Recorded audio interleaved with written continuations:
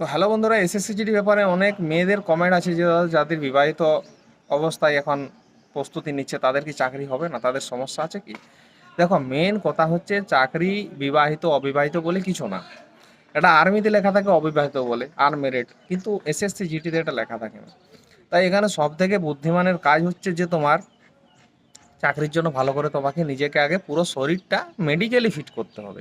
কোনো সমস্যা থাকলে তাড়াতাড়ি ডাক্তার দেখে সেটা ঠিক করো।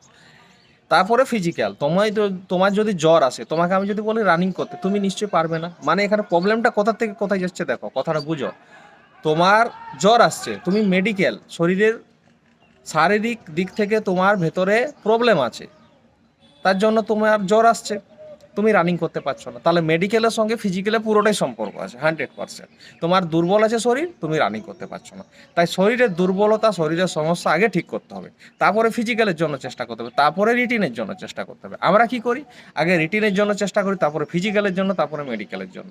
যেটা আমার মেন জিনিস, আমার শরীর, সেটাই আমরা গুরুত্ব দিই না। তো এটাই হচ্ছে মানুষের ভুল। এই তিনটা জিনিস ভালোভাবে পাস করলেই তো ভাই চাকরি হবে। তো যাই হোক, আশা করি কথাটা বুঝতে পেরেছো। চ্যানেলটা সাবস্ক্রাইব করবে।